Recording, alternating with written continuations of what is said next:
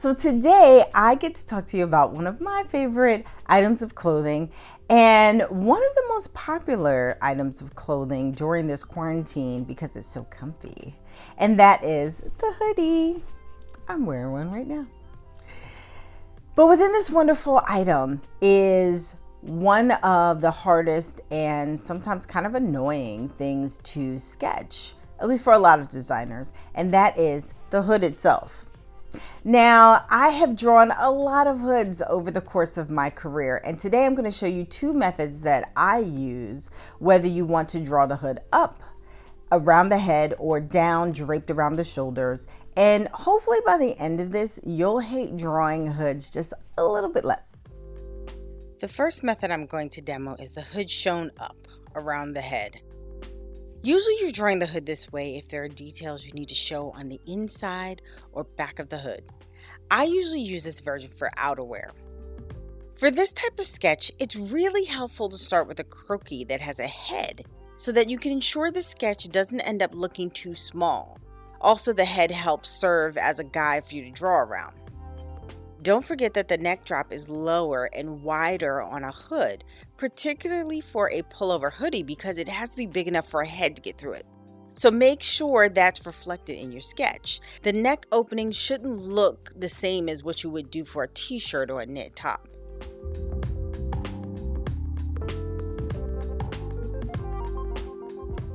I will say that no matter how many times I do this, I feel like I always end up tweaking it constantly.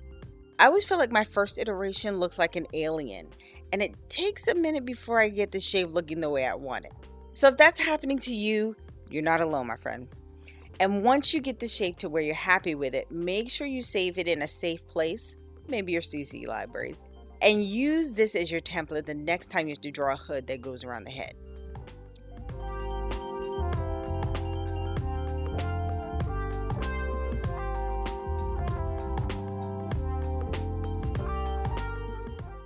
Of course, once you perfect the shape of the front view, you can use that outer shape for the back view.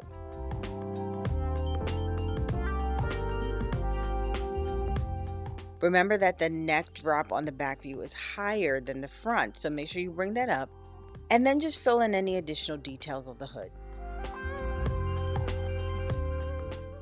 Sometimes I'll also add a few wrinkle lines near the neck opening where the hood would naturally collapse a bit. But otherwise, back hood sketch is done. Probably the more common way you'd see the hood drawn is down and around the shoulders, like when you sketch a hoodie. So starting at center front, and I'm actually going to go a little bit past it since usually there's a bit of an overlap at center front on a pullover hoodie. Start drawing the hood opening on one side, then draw the hoodie height that lies on the shoulder. Make sure it looks like it drapes slightly over the shoulder, and then draw the neck seam and connect the shape back at center front. From here, I usually do some tweaking to the shape, and I'll also use with profiles to add in some wrinkle lines.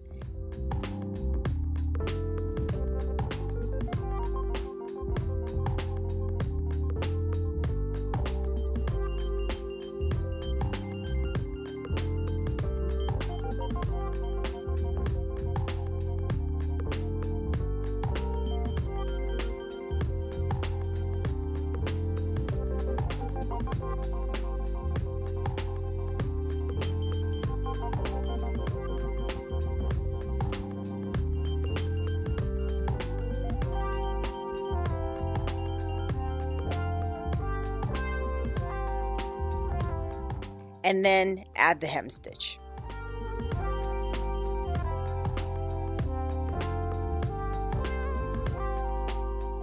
Make a half rectangle to show the back part of the hood that sits up around the neck.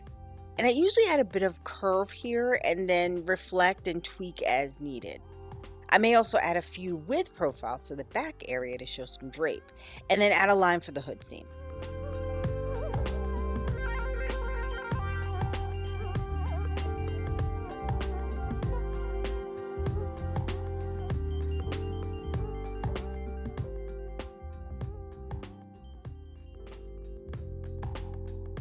The back view on this is a bit more involved than the other hood. I'm only using the front view for the height at the side of the hood and the shape we created for the back, but otherwise I'm pretty much creating a new sketch. I'm going to delete all the parts of the front hood that I don't need, and I'm using the direct selection tool for this, and then I'm going to draw the round shape of the top of the hood as it falls on the back body.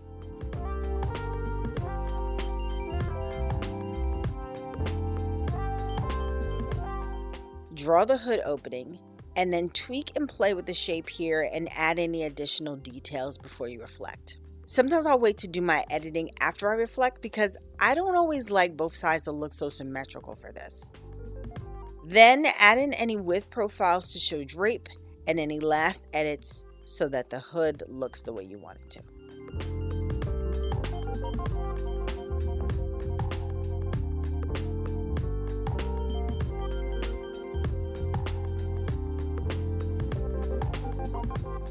So that's how I draw hoods.